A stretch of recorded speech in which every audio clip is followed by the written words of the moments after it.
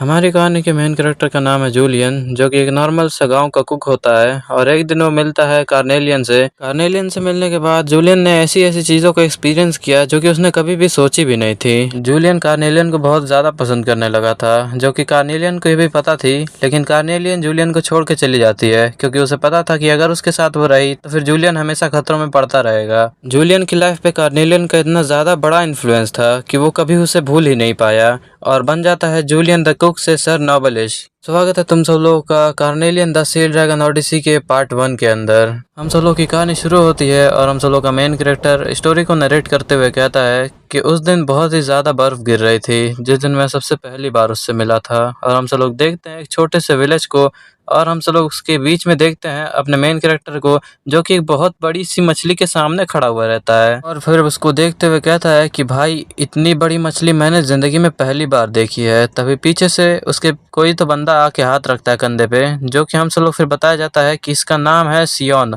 जो कि एक स्कॉलर होता है। और फिर उसे कहता है कि भाई बचा के करियो एकदम, ताकि कोई दिक्कत ना हो जाए इसके अंदर। फिर मेन कैरेक्टर कहता है कि अबे टेंशन मत ले, मैं तो इसको आँख बंद करके काट दूंगा। और उसके बाद कहता है कि भाई ये मेरे मज़े लेने का भाई कोई मौका नहीं छोड़ता है, मुझे अपना काम ख़त्म करके चुपचाप से यहाँ से निकलना चाहिए।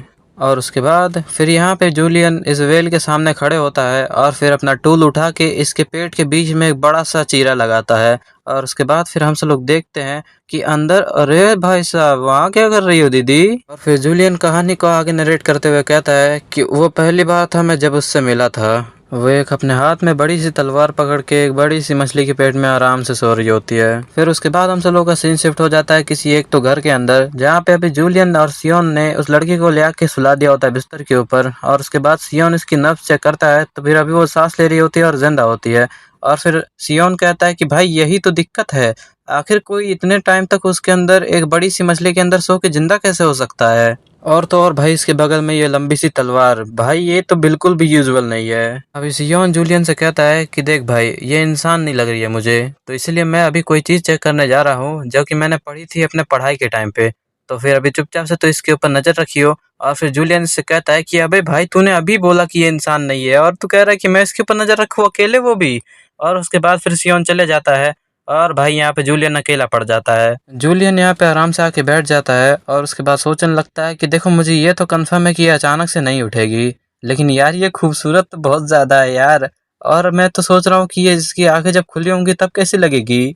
और उसके बाद फिर जूलियन अपने इमेजिनेशन वाली दुनिया में खोते हुए, जहाँ पे वो बिल्कुल गीगा चेड़ की तरह इस लड़की के उठते टाइम पे कह रहा होता है कि ओह तुम उठ गई, जब तुम बेहोश थी तो मैं तुम्हारा ख्याल रख रहा था। और उसके बाद फिर ये लड़की भी उठ के कहती है कि वो अच्छा आप थे जिसने मेरे को खतरे से बचाया था। और उसके बाद फिर जूलियन हंसते हुए कहता है कि हाँ तुम कह सकती हो, मैं ही वो था जिसने तुम्हें उस बड़ी सी मछली के पेट से बाहर निकाला था। और भाई ये अपनी इमेजिनेशन वाली दुनिया में हंसते हुए देख रहा होता है, लेकिन इसकी इमेजिनेशन सच हो जाती है और भाई ये लड़की सच में खड़ी हो जाती है उठ के। और उसके बाद फिर पहली बार जूलियन की कार्नेलियन से आंखें मिलती है, और उसके बाद भाई जूलियन इतनी जोर से चिल्लाता है ना, पूरा घर हिला दिया इसने। और उसके बाद फिर डरते हुए बोल रहा होता है इससे कि भाई तू तो अभी उस मछली के पेट में थी, अभी उठ कैसे गई। और उसके बाद फिर ये लड़की इससे इसका नाम पूछती है, तो फिर ये बताता है कि मेरा नाम है जूलियन। और उसके बाद फिर ये लड़की थोड़ी देर सोचती है और उसके बाद फिर कहती है मास्टर जूलियन, तो फिर मुझे मेरा नाम बताइए। तो फिर ये जूलियन कहता है इससे कि तुम्हें तुम्हारा नाम ही नहीं पता। तो फिर कहती है लड़की इससे कि मुझे आप नाम दीजिए एक। और उसके बाद लगता है जूलियन को कि शायद इसका मेमोरी लॉस हुआ है। और उसके बाद फिर हम सब लोग का सीन शिफ्ट हो जाता है सियोन के ऊपर, जो कि कुछ तो किताबों के अंदर पढ़ रहा होता है। और उसके बाद फिर वो किताब के अंदर कोई तो कॉन्ट्रैक्ट के बारे में पढ़ता है। और उसके बाद फिर तुरंत एकदम टेंस होके भागने लगता है और कहता है कि यार मैं ऐसे एक्सपेक्ट तो नहीं कर रहा था, पर मैं सही था बिल्कुल ही। अगर वो लड़की उठ गई तो फिर जूलियन बहुत ज़्यादा समस्या में पड़ जाएगा। और उसके बाद फिर हम सब लोगों को एक क्लोज़र लुक मिलता है, जो कि सियोन जिस किताब को पढ़ के जा रहा था अभी, हम सब लोगों को पता चलता है कि अगर किसी सील को एक नाम दे दिया जाए तो उसके बाद फिर टेमर के और सील के अंदर एक कॉन्ट्रैक्ट फॉर्म हो जाता है, जिसको वो सब लोग तब तक नहीं तोड़ सकते या फिर टेमर मर जाए या फिर टेमर अपने सील को किसी और को ट्रांसफ़र कर दे। हम सब लोग का सीन शिफ्ट होता है वापस से जूलियन के ऊपर, जहाँ हम लोग देखते हैं कि वो कह रहा होता है कि यार इसको कोई तो नाम की ज़रूरत पड़ेगी, क्योंकि इसको नाम याद नहीं है और जब तक इसे याद आ नहीं जाता तब तक नाम की तो ज़रूरत पड़ेगी ही।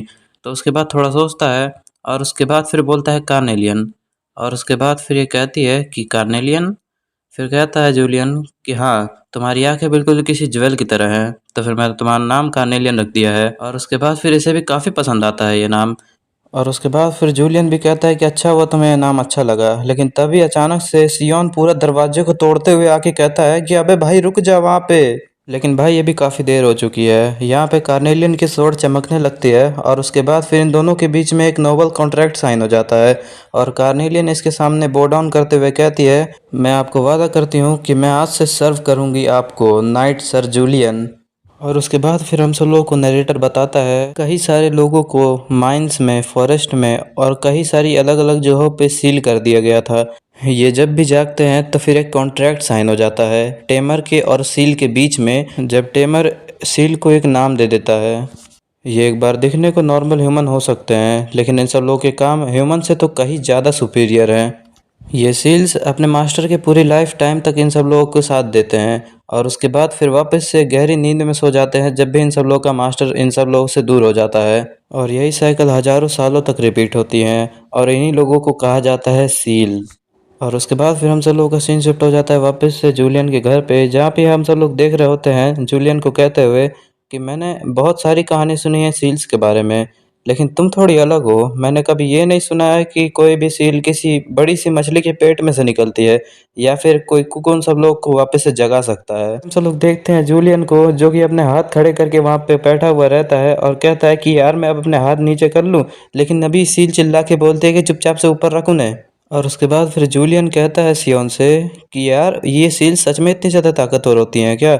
और उसके बाद फिर सियोन इनसे बताता है कि हाँ, सील्स बहुत ज़्यादा ताकतवर होती हैं, स्पेशली वो जिन सब लोग के पास खुद का कोई वेपन होता है। यहाँ पे सियोन हम लोग को बताता है कि सील्स कभी कभी तो हज़ारों या फिर 10,000 नॉर्मल सोल्जर्स के बराबर हो सकती हैं। तो फिर यहाँ पे कार्नेलियन बोलती है कि तुम मुझे बहुत ज़्यादा अंडर एस्टिमेट कर रहे हो। अगर मैं चाहूँ तो फिर मैं कई सारी कंट्रीज़ को एक साथ तबाह कर सकती हूँ बिना एक पसीने की बूंद को टपकाए। और उसके बाद फिर ये जूलियन से कहती है कि अब तुम समझे मेरी पावर को, तुम जैसे नॉर्मल से कुक को मुझे उठाना ही नहीं चाहिए था। और उसके बाद फिर जूलियन कहता है कि अबे मैं तुझे कैसे बताऊँ, मैंने तुझे नहीं उठाया, तू अपने आप ही उठ गई यहाँ पे।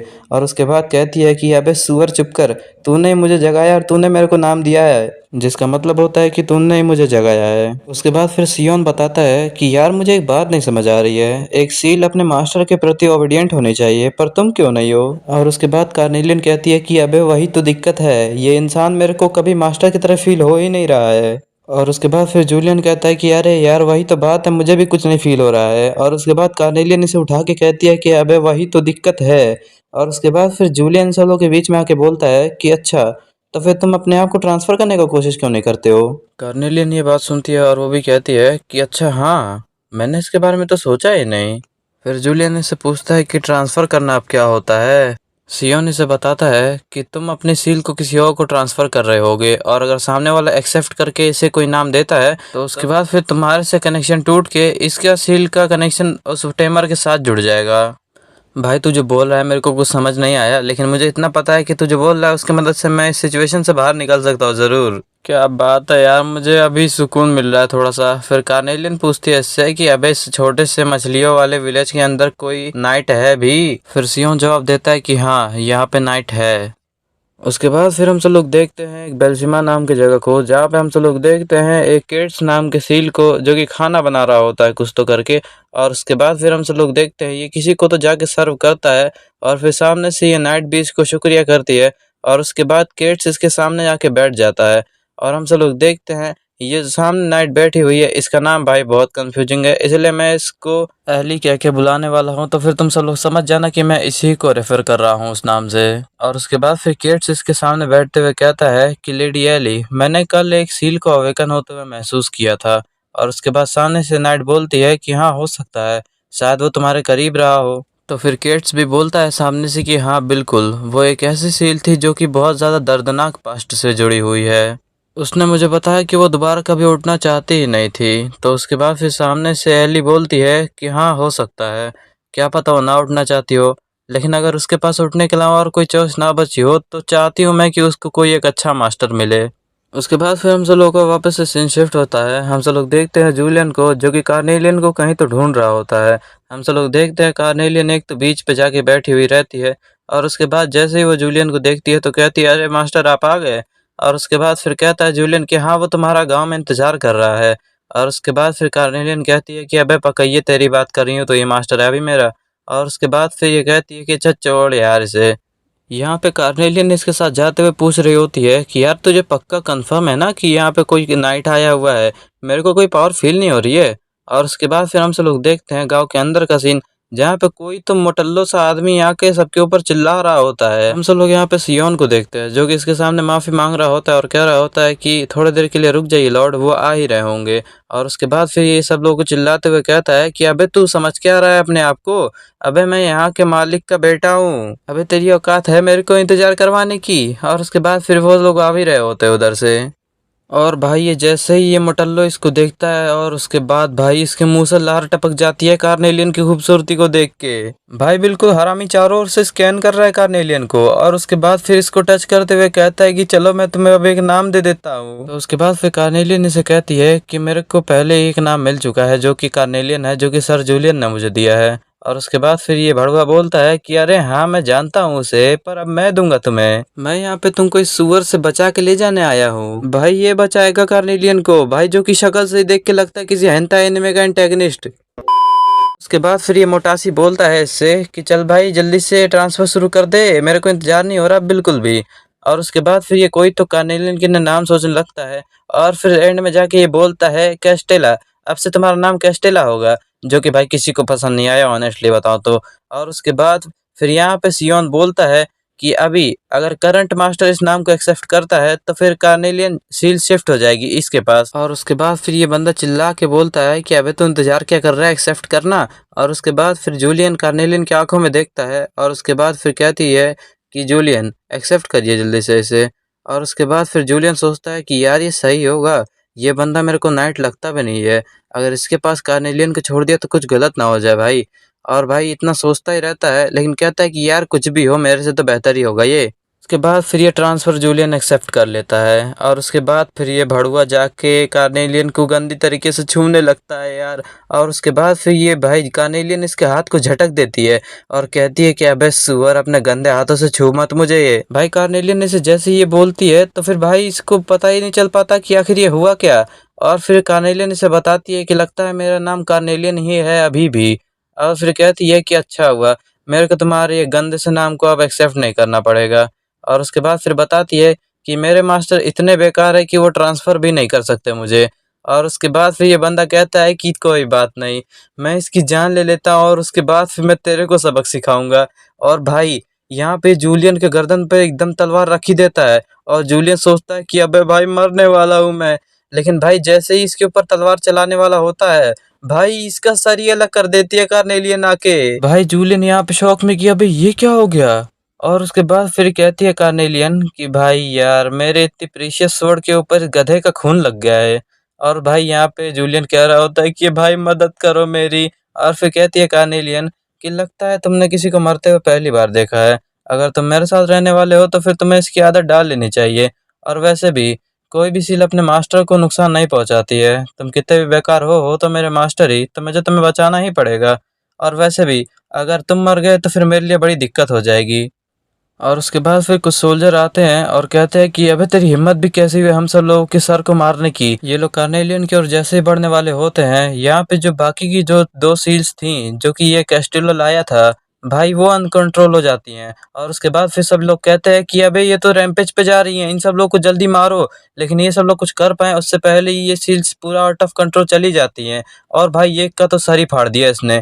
और भाई और लोग आते हैं लेकिन भाई ये लोग कहीं के नहीं टिकते किसी सील के सामने। हम सब लोग देखते हैं दूसरी वाली सील का हाल, जो कि भाई वो भी बिगड़ ही रहा है। यहाँ पे ये भी आउट ऑफ कंट्रोल चली जाती है, एक बंदा इसके ऊपर चढ़ता तो है लेकिन ये इसको अपने क्लॉ से ब्लॉक कर लेती है और उसके बाद फिर इसको पीछे की ओर ढकेलती है।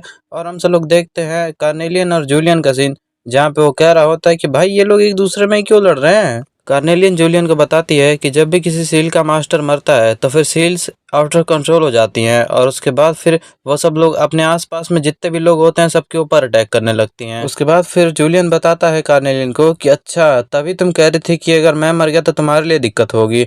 उसके बाद कार्नेलियन बताते हैं कि हाँ अगर तुम मर जाते तो फिर मैं भी इन सब लोगों की तरह ही हो जाती। इसको हम सब लोग सील रैम्पेज बोलते हैं। और उसके बाद फिर जूलियन बोलता है कि इन सब लोग को रोकने का कोई तरीका नहीं है क्या।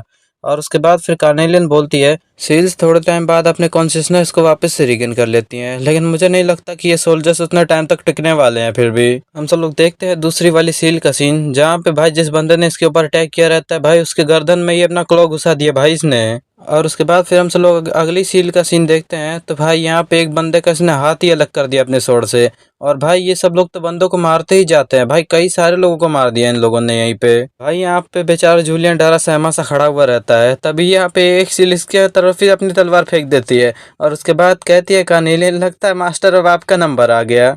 भाई ये स्वॉर्ड जूलियन को लगती है उससे पहले ही भाई यहाँ पे कार्नेलियन इसको रोक देती है। भाई कार्नेलियन ने जैसे इन सब लोगों के अटैक को ब्लॉक किया भाई ये दोनों लोग इसकी ओर देखने लगते हैं बिल्कुल गुस्से में, और भाई बिल्कुल ब्लू और रेड ऑरा के साथ इसकी तरफ बढ़ने लगती हैं। और फिर कहती है कार्नेलियन कि यार मेरे तुम सब लोगों को लड़ने का कोई मन नहीं है, और अगर मैं तुम सब लोगों से लड़ूंगी तो मुझे बुरा लगेगा, लेकिन लगता है मुझे अपने मास्टर को प्रोटेक्ट करने के लिए अब तुम्हें लड़ना ही पड़ेगा। और उसके बाद फिर ये एक सील का हाथ अलग कर देती है भाई एक ही स्लैश में।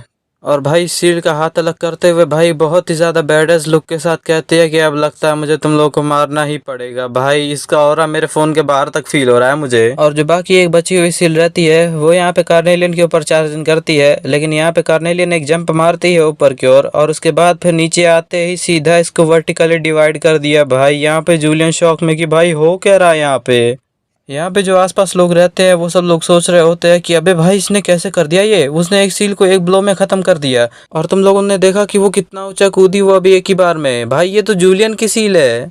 लेकिन इन बातों के बीच में हम सब लोग देखते हैं जूलियन को, जो कि भाई इतना खून खराबा देख के अपने आप को संभाल नहीं पाता है और भाई नीचे की ओर गिर जाता है। यहाँ पे कार्नेलियन समझती है और आके से कहती है कि चल यार ठीक है वैसे भी। और उसके बाद फिर यहाँ पे जूलियन कहता है इससे कि यार थैंक यू मुझे बचाने के लिए। फिर सील कहती है इसको कि अब टेंशन मत ले, वैसे भी कुछ गलत मत समझ लियो, मेरे को तुझे बचाना था क्योंकि तुम मेरा मास्टर हो, और अगर ये सब लोग रैंपेज पे गई तो इतना ज़्यादा खतरनाक काम हो गया, लेकिन अगर मैं चली गई होती तो तुम सोच भी नहीं सकते क्या होता। लेकिन इतना सब सुनने के बावजूद भी यहाँ पे जूलियन कहता है कि भाई फिर भी मैं तेरे लिए ग्रेटफुल हूँ कि भाई तुमने मुझे बचाया। यहाँ पे कार्नेलियन कहती है कि अबे मैं इसका क्या करूँ यार, मुझे भरोसा नहीं हो रहा है कि मैं एक ऐसे मास्टर के साथ फंस गई हूँ जो कि मुझे प्रॉपरली ट्रांसफ़र भी नहीं कर सकता है। और उसके बाद फिर हम सब लोग आफ्टर मैच को देखते हैं, जहाँ पे हम सब लोग देखते हैं कि यहाँ पे सभी लोगों के फ्यूनरल की तैयारी चल रही होती है, और भाई जिन सब लोगों ने पूरा कांड किया ये सब लोग यहाँ पे खड़े हुए रहते हैं। और उसके बाद फिर इन सब लोग के पीछे से सियोन आता है और कहता है कि अब तुम सब लोग क्या तैयारी कर रहे हो। और उसके बाद फिर कहती है कार्नेलियन की किसके बारे में। और उसके बाद फिर ये बताता है कि अबे तुम सब लोगों ने यहाँ के लोकल लॉर्ड के बेटे को नहीं, उसके सारे सारे सोल्जर्स को और 2 सील्स को निपटा दिया। तुम सब लोग क्या कह रहे हो कि ये शांत रहेगा वो अभी। और उसके बाद फिर कहती है कार्नेलियन कि यार मैंने उसके सोल्जर्स को नहीं मारा, वैसे भी यहाँ के लॉर्ड ने अगर हम सब लोग को मारने के लिए कोई आर्मी भेज भी दी तो मैं उसे थोड़े टाइम में निपटा दूंगी। अबे भाई मैं ये नहीं कह रहा हूँ तुम सब लोगों से कि तुम सब लोग कितने जल्दी उसे ख़त्म कर सकते हो। तो फिर कहती है कार्नेलियन कि अच्छा तो तुम चाहते हो कि मैं उन सब लोगों को धीरे धीरे मारूं। फिर सियोन यहाँ पे इससे कहता है कि यार तू जितनी दिखती है उससे ज़्यादा बेरहम है। और उसके बाद फिर ये कहता है कि तुम कितने लोगों को भी मार दोगी, और हो सकता है कि तुम यहाँ के लोकल लॉर्ड के सारे सारे लोगों को मार दो, लेकिन इससे तुम बस और स्ट्रॉन्गर आर्मी को ही अट्रैक्ट करोगी यहाँ पे, और बाकी सारे किंगडम्स के भी आर्मी तुम सब लोग के ऊपर चढ़ने को आ जाएगी फिर। और वो तो और हो सकता है कि यहाँ पे इंपीरियल आर्मी भी आ जाए हम सब लोगों के लिए। और उसके बाद फिर कार्नेलियन बोलती है कि अबे यार यहाँ पे भड़वे से लॉर्ड के लिए सारी इंपीरियल आर्मी क्यों आएगी यहाँ पे। और उसके बाद फिर कहता है जूलियन कि अबे भाई यहाँ का लॉर्ड भी एक नोबल है। और उसके बाद फिर कार्नेलियन बोलती है कि चलो कोई बात नहीं, अगर यहाँ पे रॉयल आर्मी आ भी गई तो फिर मेरे लिए एक दिन काफ़ी होगा हम सब लोगों को निपटाने के लिए। फिर जूलियन कार्नेलियन के ऊपर चिल्ला के बोलता है कि चुप हो जाओ मत करो, अभी और लोगों को तुम मत मारो जस्ट बिकॉज वो सब लोग वीक हैं और कमज़ोर हैं, इसका मतलब ये नहीं है कि उन सब लोगों की ज़िंदगी का कोई मतलब नहीं है। यहाँ पे मरना कोई भी डिजर्व नहीं करता है। और उसके बाद फिर हम सब लोग देखते हैं कार्नेलियन जो कि एक पॉइंट करती है कैस्टिलो के कॉफिन के ऊपर, और उसके बाद उस पे कहती है कि तुम्हें उस बंदे को भी ये बात कहनी चाहिए थी जब तक उसका सर उसके धड़ से जुड़ा हुआ था। एक मास्टर जो कि दिल से भी कमज़ोर है और शरीर से भी, तो फिर तुम ही बताओ कि हम लोग करें क्या आखिर।